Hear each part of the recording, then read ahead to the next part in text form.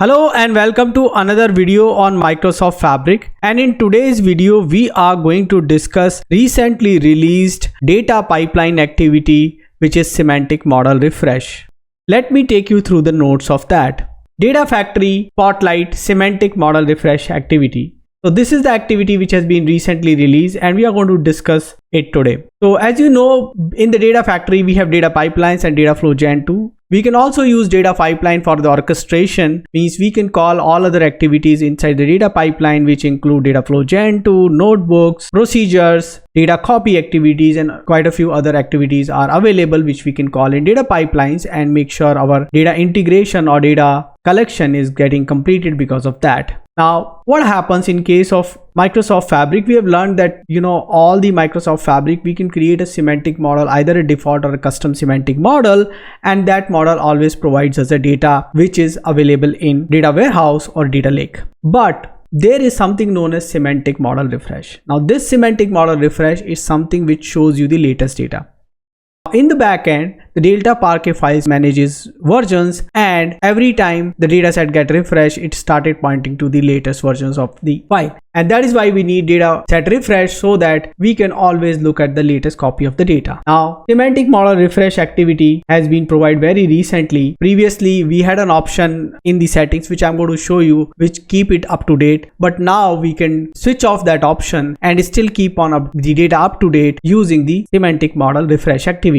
So from a new pipeline, you can start pipeline activity card on the canvas and then semantic model refresh option within the list. For existing pipeline, navigate to the activities tab and semantic model refresh activity icon. So this is how you can add it. How does semantic model refresh works? Utilizing the enhanced refresh with Power BI REST API, semantic model refresh activity is optimized for carrying refresh operations asynchronously and provide customization option and following features that are helpful: timeout and retry attempts, refresh operations parameter, response details. Now these details have been explained a little bit below. The timeout duration specifies the maximum allowed time for an operation to be completed successfully. Now for the retry, a common practice when operationalizing the data pipelines in Data Factory is to use activity retry set to a value greater than 0. But Data Factory is a cloud-based service. Setting retries can enable the pipeline manager to automatically retry a failed activity based on number you set. And additionally, retry interval is also available. Now, when you go down, it talks about wait on completion commit mode. At present, the semantic model refresh activity support transactional commit mode and full refresh type. This approach ensures the existing data remains intact during the operation, committing only the full processed object upon the successful refresh completion. When you have the full refresh, it means the data will not get partially committed. Maximum parallelism. Maximum parallelism is another one. Control the maximum number of threads that run processing command in parallel. Retry count, again we have that. Then how to read these responses, these all details have been provided. There is another article which also provide details about this activity, the semantic model refresh activity, refresh Power BI dataset preview, and this talks about that, how to do that, and again almost similar kind of stuff. It also shows you how to set up that. So let's try out this activity. First of all, I would like to take you through a flow and let you understand why semantic model refresh is required. So now let me open my Microsoft Fabric. I'm using app.powerbi.com URL. You can also try using app.fabric.microsoft.com URL and choose your experience and go to the respective experience. Now here I'm using the workspace GA01 Fabric. And in this GA10 Fabric, I have Lake 02 on which I would like to open a notebook. So I will filter for lake houses, and from lake houses, I'll select Lake 02, or I can simply go to new, more options and notebook. So let me go via Lake 02. I've opened Lake 02, and in Lake 02, I have following tables. And from here, I'm going to open a notebook. I'm going to open an existing notebook, demo table operations, which is also opened in the previous window, but I'm going to close it there now. Now here, I can click and check whether the lake is connected or not. So I can see what all tables I have in lake. Now, what all data I have here. So basically this notebook contains a create table script and insert script. I have divided this insert script into multiple parts so that I can showcase you what happens when I refresh the semantic model and what happens when I don't do. So what I'm going to do is I'm going to create a table first of all. And because I'm first time running it, it is going to start the Spark engine also for me. And as you can see, my setup in the notebook is to run Spark SQL. The Spark session has started in 7 seconds and 191 milliseconds, and now it is trying to create a table.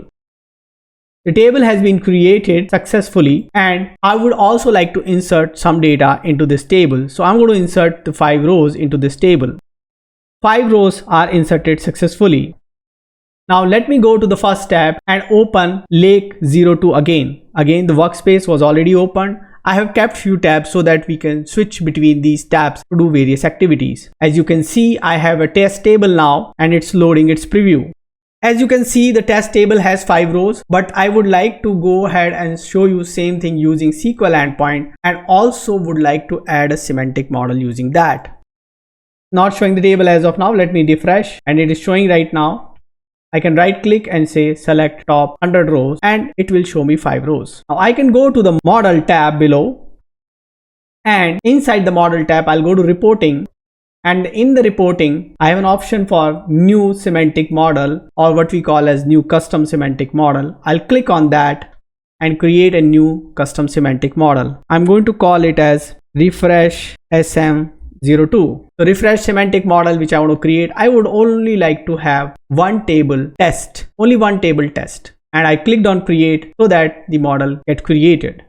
The semantic model has been created and it has been opened in a new tab. As you can see, it only has one table. I don't want to showcase you what power a semantic model has, how can we do various activities here. That's not the purpose. The next thing which I'm going to do here is I'm going to create a report and showcase you what data we have. I'll click on new report and let me go ahead and add ID.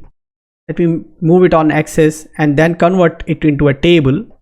I convert it to a table visual and I bring in name also. So I'm getting all the 5 records. Now let's understand why these 5 records are coming after we have created the table, how this semantic model is in sync with our data, or is it always as of now picture, or can it be delayed, or will it not show the picture what is there in the lake house? Can it show a different picture? To understand that, let's jump onto another tab where I'm going to open this semantic model properties. I'm going to go to filters and I'll go to type, and there I'll use semantic model. Basically this is for custom semantic model. Here you can see refresh SM02 custom semantic model. If you go to the 3 dots and click on settings, and if you go down you will see refresh. As of now you can see keep your direct lake up to date is on. So refresh is on, and if I insert a new data, it should give me the latest data. So let's go back and insert more data. I go to demo table operations and I'm going to run one more script which is going to insert 2 rows. 2 rows are inserted, and let's go back and check into the report. Are we able to see those 2 rows or not? So I'm back on the report, and on the right hand side top you should be able to see the refresh icon. You just have to press that refresh icon to get the latest data. In this case I am able to see the latest data because my semantic model was checked for refresh. Let's go back, and now we will uncheck this refresh. So keep your direct lake data up to date. I'm going to uncheck that, and I'll go down and click on apply. Let me refresh and check my settings have been applied successfully. As you can see, it is still switch off. It is not going to keep it in sync with lake now. Let me go back and insert few more rows. I'm back on my notebook and I'm going to run a script to insert 3 rows. 3 rows are inserted. Let's go back and check first of all these on our SQL endpoint. So I'm back at the SQL endpoint. I'll go to the query view and let me run this query. As you can see, I have 10 rows. Now let's go back to the Power BI report and let me refresh the data again. Now this time you see that I am not able to get the latest data. And the reason for that is that we have disabled the refresh and it is not keeping it up to date. Now this could be a required step. When we are working with multiple tables in a model, we don't want them to get refreshed one by one. We want the entire semantic model to get refreshed as and we go. So there could be chances that this entire refresh is a big pipeline and getting refreshed at multiple times. As soon as you add a data to a table, the semantic model will get refreshed, keep it up to date, and there are chances that few tables which are getting loaded at different intervals may have different pictures. So we would like to disable this semantic model refresh and would like to refresh it at the end. So now let me do one thing. Instead of enabling it and keeping it up to date, I'm going to add a pipeline activity. So I'm going to create a new pipeline. For that, I'll go to New, More Options, Data Factory, Data Pipelines, and click here to add a new pipeline. Let me call it SM Refresh 02 and let me click on Create to create this new pipeline. Here, the first few activities would be the copy data activities, or it could be data flow gen 2, or it could be a notebook which you're calling, which will load the data into the table. So you could have one such activity. So I can click on activity and it could be a copy data activity. Or in our case, it could be a notebook activity. Because right now I don't have these activities, I can deactivate these. And the next activity which I would like to have is the semantic model refresh. So I can go to the activities and add a semantic model refresh activity. This activity may be called after few activities are called. So I have disabled first few activities because I don't have it, but in your case, you would be having these kind of activities. Now we come to the semantic model refresh. Let's set up this. We can rename if required. We can provide a description. It should be activated. Then goes to the setting, and here you can create a new connection or add the existing connection. But for the first time, you have to click on New, select Power BI Semantic Model, and you have to sign into your account. Because I've already signed in, it has taken my organizational authentication.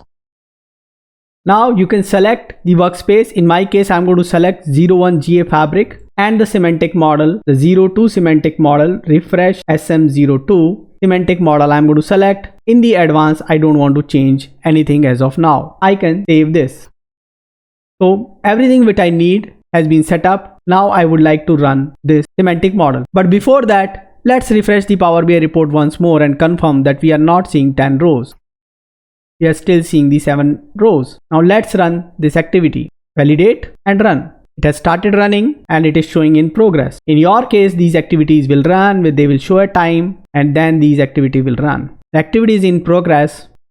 Semantic model refresh has completed successfully in 19 seconds. And now you can view at the output. It's giving you the details: start time, end time, type, commit mode, status, standard status, and other details. Now what I'm going to do is I'm going to go back to the Power BI report, refresh it and check. Now you can see all the 10 records. Now you know how can you add the semantic model activity into a data pipeline and how can you utilize it. So why don't you go ahead and try this out, and do let me know what else you want me to cover in this particular series. Thanks for watching this video. Thank you.